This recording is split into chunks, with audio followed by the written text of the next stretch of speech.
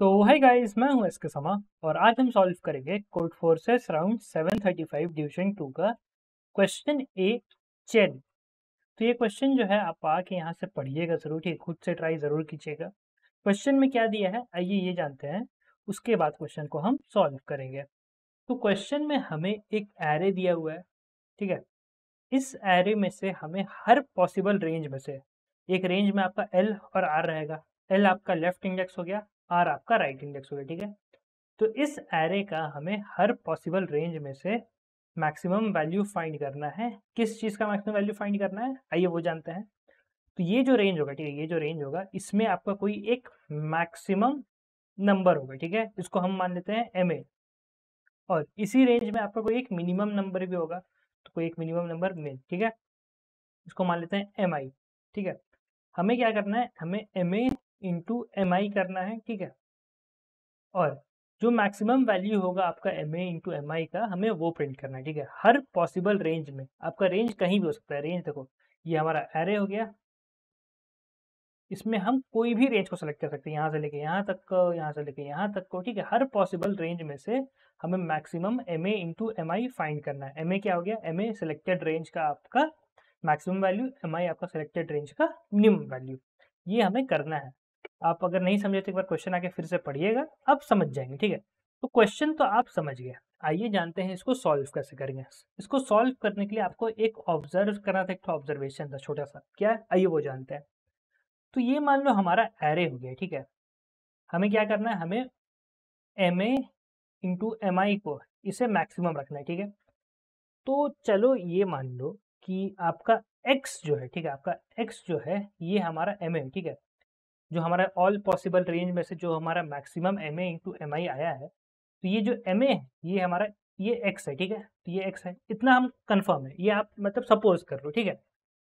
तो अब देखो, आपका इसमें ऑब्जर्व ये करना था, अगर आपका एम ए जो है ये एक्स है, तो आपका जो एम आई होगा या तो एक्स का लेफ्ट में लाई करेगा या तो एक्स का राइट में लाई करेगा, या तो इधर या तो इधर। अब ये कैसे आया आइए ये जानते हैं। तो मान लो ये हमारा एरे हो गया, ठीक है। इसमें जो एक्स है ये हम श्योर है कि ये हमारा एम ए है, ठीक है, एक्स को लेके हम श्योर है। यहाँ पे इसके बाद मान लो वाई है, इसके बाद मान लो जेड है, ठीक है।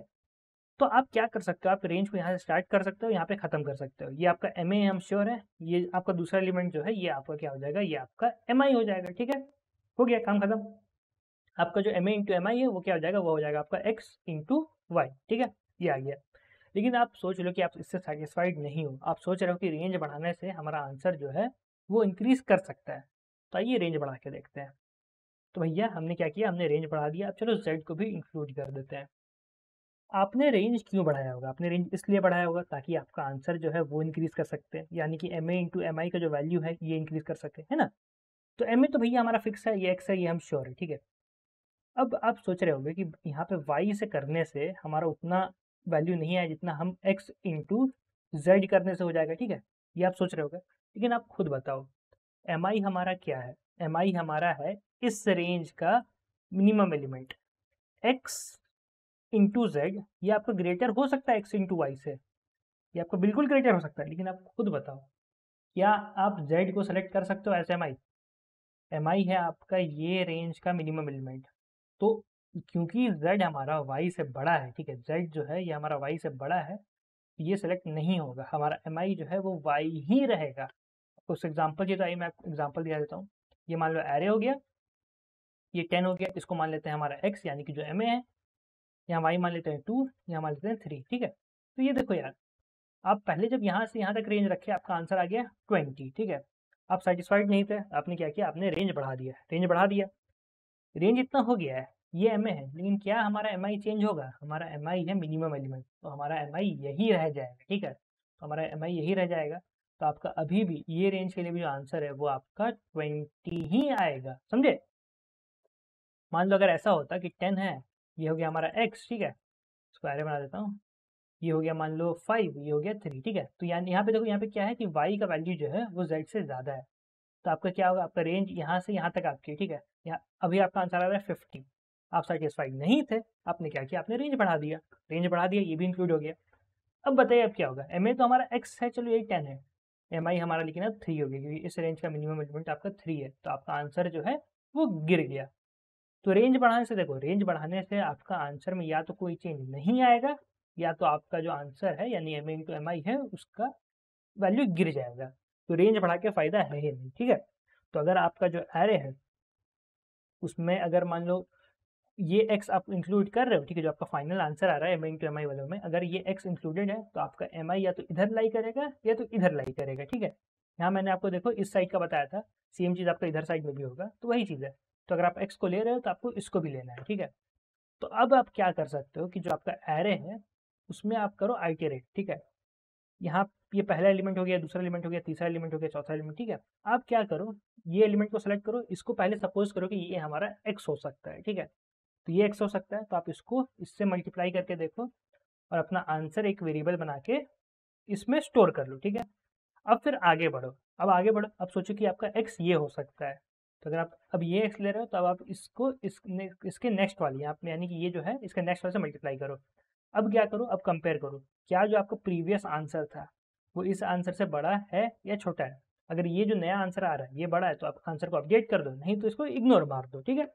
अपना आंसर का वेरिएबल है मैक्सिमम को स्टोर करके रखो। ये हमारा एरे हो गया, इसमें आइटरेट करते जाओ, हमारा हर पेयर का जो एडजेसेंट पेयर है उसका चेक करते जाओ, ठीक है।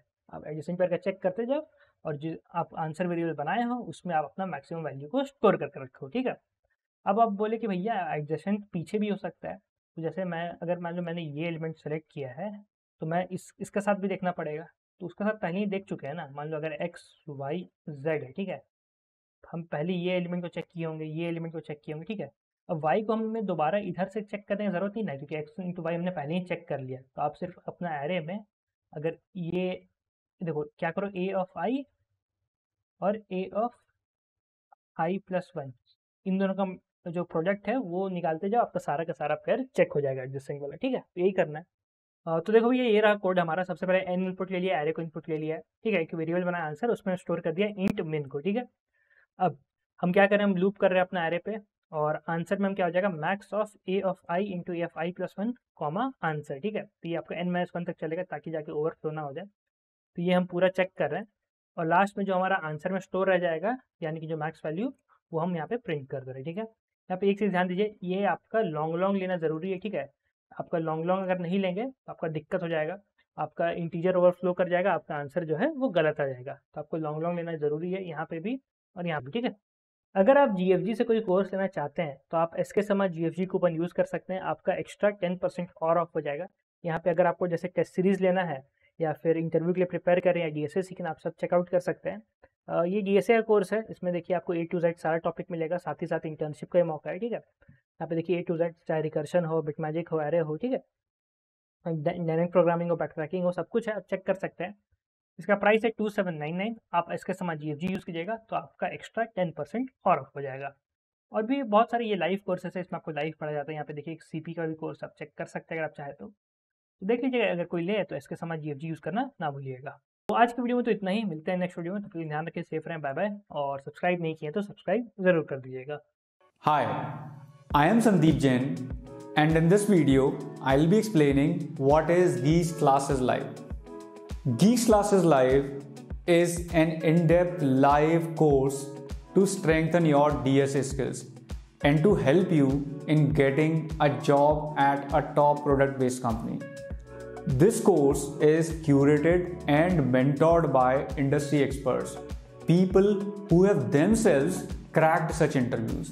In this course, we are going to teach you analysis of algorithms, arrays, searching, sorting, hashing, and all other topics which are required for your DSA interview preparation. You will be having live classes, assessment tests, practice questions, and my detailed pre-recorded videos.